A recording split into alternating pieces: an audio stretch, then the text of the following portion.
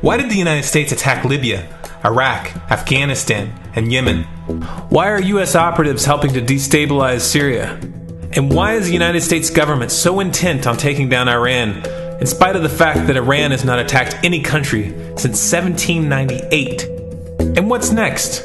What are we headed for? When you look at the current trajectory that we're on, it doesn't make any sense at all if you evaluate it based on what we're taught in school. And it doesn't make any sense if you base your worldview on the propaganda that the mainstream media tries to pass off as news. But it makes perfect sense once you know the real motives of the powers that be. In order to understand those motives, we first have to take a look at history. In 1945, the Bretton Woods Agreement established the dollar as the world reserve currency, which meant that international commodities were priced in dollars. The agreement, which gave the United States a distinct financial advantage, was made under the condition that those dollars would remain redeemable for gold at a consistent rate of $35 per ounce. The United States promised not to print very much money, but this was on the honor system, because the Federal Reserve refused to allow any audits or supervision of its printing presses. In the years leading up to 1970, expenditures in the Vietnam War made it clear to many countries that the U.S. was printing far more money than it had in gold. And in response, they began to ask for their gold back. This, of course, set off a rapid decline in the value of the dollar. The situation climaxed in 1971 when France attempted to withdraw its gold and Nixon refused. On August 15th, he made the following announcement. I have directed the Secretary of the Treasury to take the action necessary to defend the dollar against the speculators. I have directed Secretary Connally to suspend temporarily the convertibility of the dollar into gold or other reserve assets, except in amounts and conditions determined to be in the interest of monetary stability and in the best interest of the United States. This was obviously not a temporary suspension, as he claimed, but rather a permanent default. And for the rest of the world who had entrusted the United States with their gold, it was outright theft. In 1973, President Nixon asked King Faisal of Saudi Arabia to accept only U.S. dollars as payment for oil and to invest any excess profits in U.S. Treasury bonds, notes, and bills. In return, Nixon offered military protection for Saudi oil fields. The same offer was extended to each of the world's key oil-producing countries, and by 1975, every member of OPEC had agreed to only sell their oil in U.S. dollars. The act of moving the dollar off of gold and tying it to foreign oil instantly forced every oil-importing country in the world to start maintaining a constant supply of Federal Reserve paper. And in order to get that paper, they would have to send real physical goods to America. This was the birth of the petrodollar. Paper went out, everything America needed came in, and the United States got very, very rich as a result. It was the largest financial con in recorded history.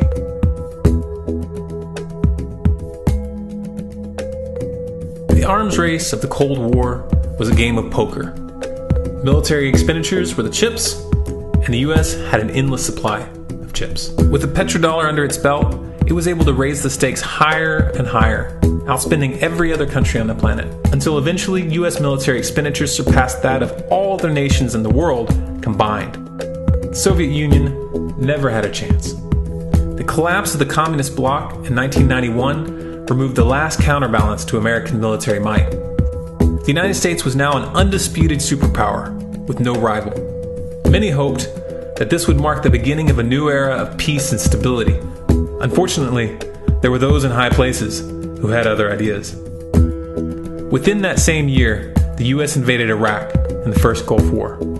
And after crushing the Iraqi military and destroying their infrastructure, including water purification plants and hospitals, crippling sanctions were imposed which prevented that infrastructure from being rebuilt. These sanctions, which were initiated by Bush Sr. and sustained throughout the entire Clinton administration, lasted for over a decade and were estimated to have killed over 500,000 children. The Clinton administration was fully aware of these figures.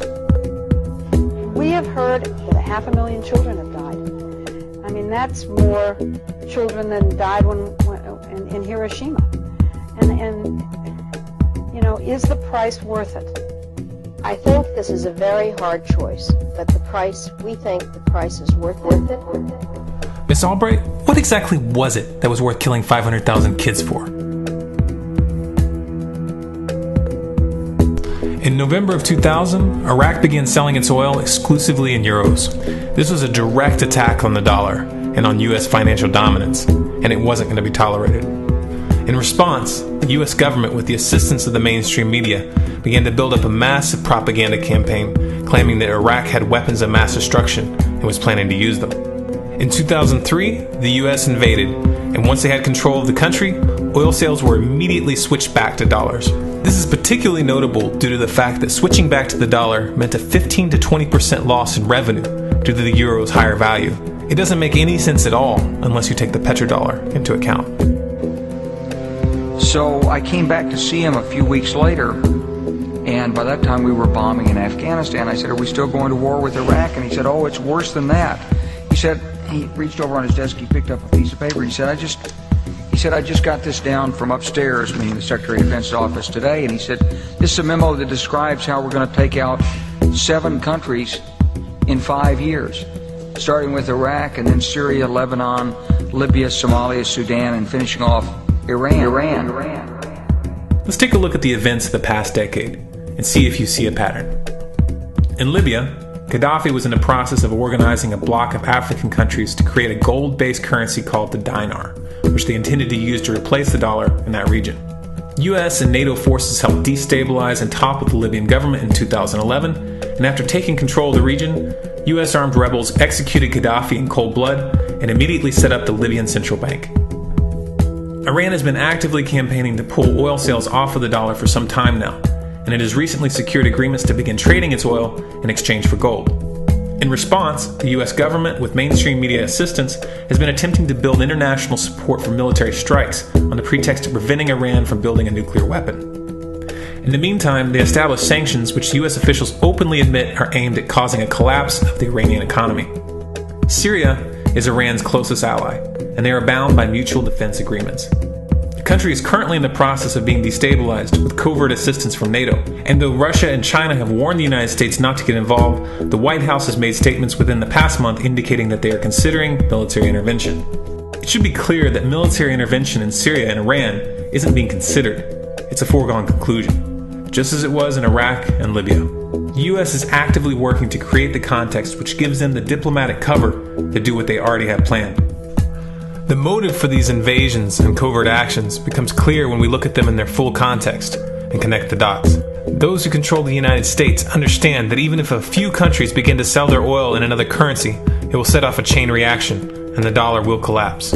They understand that there is absolutely nothing else holding up the value of the dollar at this point, and so does the rest of the world. But rather than accepting the fact that the dollar is nearing the end of its lifespan, the powers that be have made a calculated gambit. They have decided to use the brute force of the US military to crush each and every resistant state in the Middle East and Africa. That in itself would be bad enough, but what you need to understand is that this is not going to end with Iran. China and Russia have stated publicly and on no uncertain terms that they will not tolerate an attack on Iran or Syria.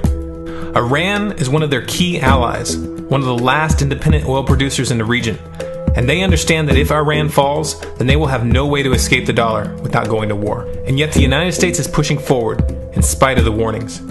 What we are witnessing here is a trajectory that leads straight to the unthinkable. It's a trajectory that was mapped out years ago in full awareness of the human consequences. But who was it that put us on this course?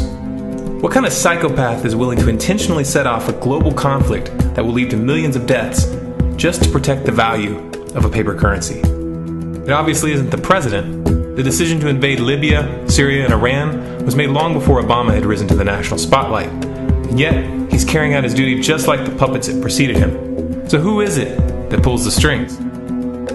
Often the best answer to questions like this are found by asking another question. Qui bono? Who benefits? Obviously, those who have the power to print the dollar out of thin air have the most to lose if the dollar were to fall. And since 1913, that power has been held by the Federal Reserve. The Federal Reserve is a private entity owned by a conglomerate of the most powerful banks in the world. And the men who control those banks are the ones who pull the strings.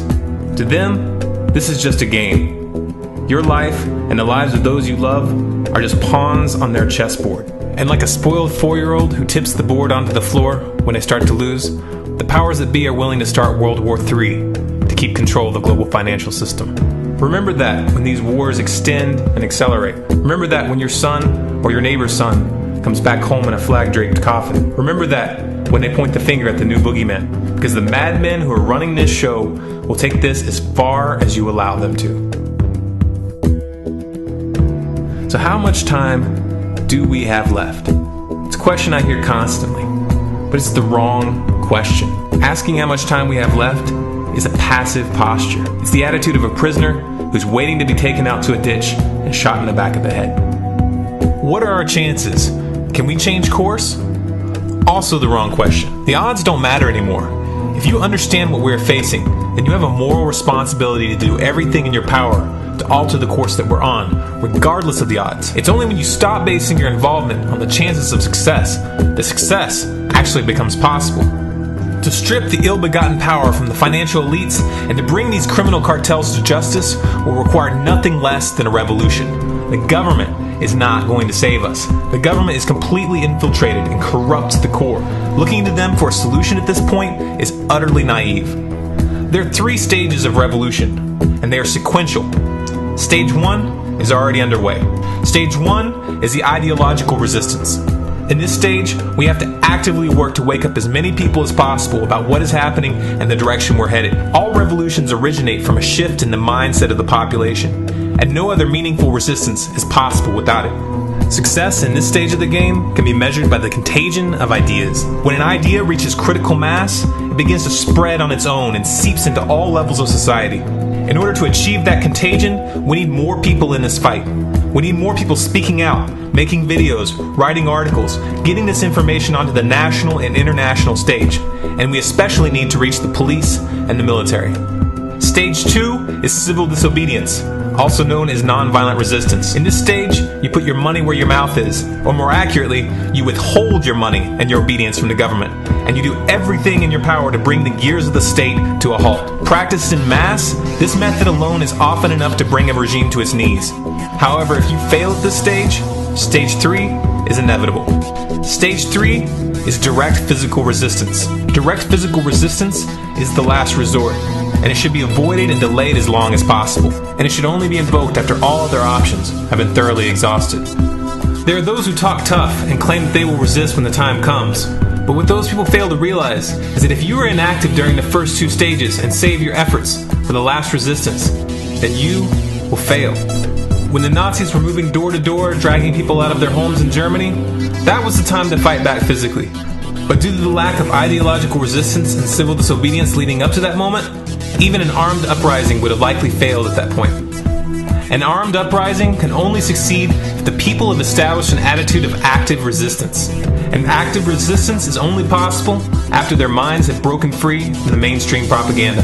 If you want to fight back, it's now or never. You're not going to get another chance, and the stakes are far higher than they were in Nazi Germany.